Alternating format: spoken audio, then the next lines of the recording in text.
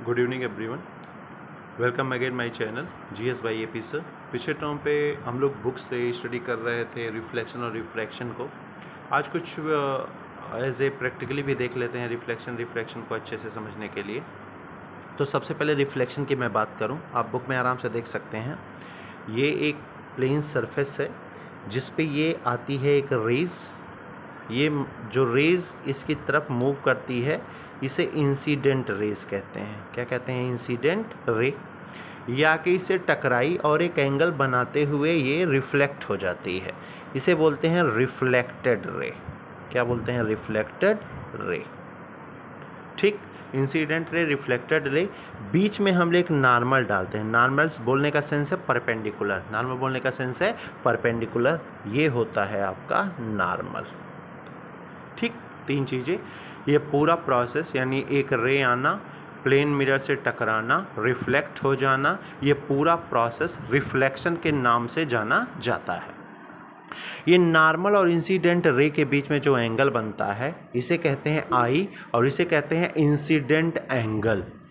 Reflected ray और normal के बीच में जो एंगल बनता है उसे रिप्रेजेंट करते हैं हम आर से, और उसे कहते हैं रिफ्लेक्टेड एंगल। यानी ये इंसिडेंट एंगल आई, और ये आर हो गया रिफ्लेक्टेड एंगल। रिफ्लेक्शन के दो प्रिंसिपल होते हैं। प्रिंसिपल नंबर 1, ये इंसिडेंट एंगल रिफ्लेक्टेड एंगल के क्या होता है? बराबर। ये प्रिंसिपल नंबर 1 है। प्रिंसिपल नंबर 2 है, ये इंसिडेंट रे, रिफ्लेक्टेड रे और नॉर्मल तीनों एक ही प्लेन में होते हैं। कहाँ होते हैं? तीनों एक ही प्लेन में।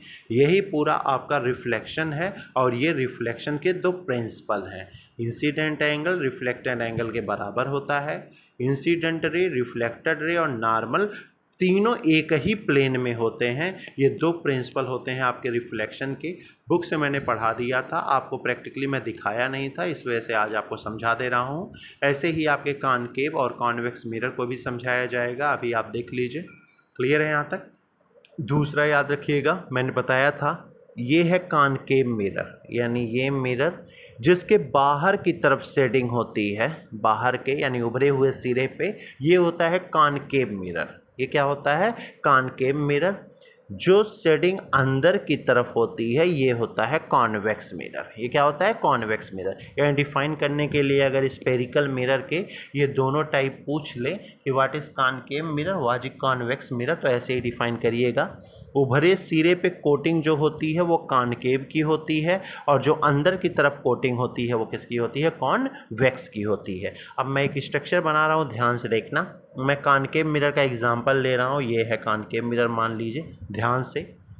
इसके बीचों बीच में एक लाइन जाती है, बीचों बीच में एक लाइन जाती है। वो लाइन इस मिरर को बीचों बीच में जहाँ टच करती है उस पॉइंट को पोल कहते हैं। उस पॉइंट को क्या कहते हैं?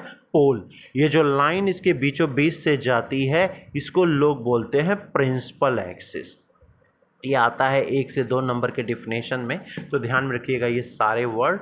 यानी वो लाइन जहाँ मिरर को टच किया वो होता है पोल, और उस लाइन को हम बोलते हैं प्रिंसिपल एक्सिस। अब एक बात बताइए, ये जो कॉनकेव मिरर है ये एक तरह से सर्किल ही फॉर्म करेगा। अगर मैं इसको ऐसे ऐसे ऐसे कर दूँ तो एक तरह का क्या बना दिया? ये सर्किल ही तो बना दिया। यानी सर्किल बना दिया तो इसका एक सेंटर भी होगा। मान लिया जाए सेंटर कहाँ है? यहाँ पे।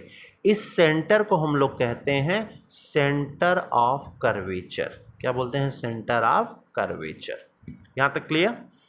सेंटर ऑफ कर्वेचर और इस पोल के बीचों बीच में एक पॉइंट होता है, इसे हम एफ से रिप्रेजेंट करते हैं, और इसे लोग बोलते हैं फोकस। यानी सिंपल मैं कहूँ तो यहाँ से यहाँ तक की दूरी और यहाँ से यहाँ तक की दूरी आपस में क्या होती है? बराबर। यानी सिंपल, पोल से सेंटर ऑफ कर्वेचर को 2 इक्वल पार्ट में तोड़ देता है ये फोकस। पोल से इस फोकस की दूरी को फोकल लेंथ कहते हैं। क्या कहते हैं? Focal length. याद रखिएगा, क्या कहते हैं? Focal length. इतनी चीज़ें मैंने आपको बताया। लास्ट, ये जो मिरर है आपका, इस मिरर के टॉप से लेकर इस बॉटम तक के बीच की दूरी को, यानी टॉप से लेके इस बॉटम तक के बीच की दूरी को आर्मेचर कहा जाता है। आर्मेचर, ये ध्यान में रखिएगा। एक और पॉइंट, यानी यहाँ आपने छोटे छोटे डिफिनेशन जाना। पहला जाना मिरर क्या है, कॉनकेव और कॉन्वेक्स को कैसे पहचानेंगे। उस मिरर में मैंने पोल बताया, पोल पे मैंने प्रिंसिपल एक्सिस बताया, प्रिंसिपल एक्सिस से मैंने फोकल लेंथ, यहाँ पे सेंटर ऑफ कर्वेचर, यहाँ पे आर्मेचर, वो सारी चीज़ें मैंने आपको बता दी। आपको बुक को मैंने यहीं तक आपको पढ़ाया था। इसके आगे बहुत इंपॉर्टेंट टॉपिक है, उसमें कॉनकेव मिरर के मैं 6 इमेज फॉर्मेशन आपको बताऊंगा, कॉन्वेक्स के 2 इमेज फॉर्मेशन आपको बताऊंगा और बड़े इंपॉर्टेंट है, उनको भी पहले बुक से ही हम लोग समझेंगे, फिर मैं आपको एक्सपेरिमेंटली ऐसे करके बता दूंगा। 6 हैं लेकिन 6 बड़े ईजी हैं, बड़े आराम से तैयार किए जाएंगे, आप निश्चिंत रहिए। बस चैनल के साथ जुड़े रहिए। मुझे पता है वीडियो मैं डेली नहीं दे पा रहा हूँ, लेकिन आगे मैं पूरी कोशिश करता रहूँगा कि वीडियो लगातार आपको मिलते रहे, जिससे किसी प्रकार की कोई प्रॉब्लम आपको समझने में ना हो। चैनल को जरूर सब्सक्राइब कर लीजिए। GS by AP sir. कल हम लोग एक बार बुक से थोड़ा देखेंगे 6 इमेज कैसे फॉर्म होते हैं, उसके बाद मैं आपको एक्सपेरिमेंटली ऐसे रे डायग्राम बना के दिखा दूंगा, समझना आपके लिए आसान हो जाएगा। Thank you everyone.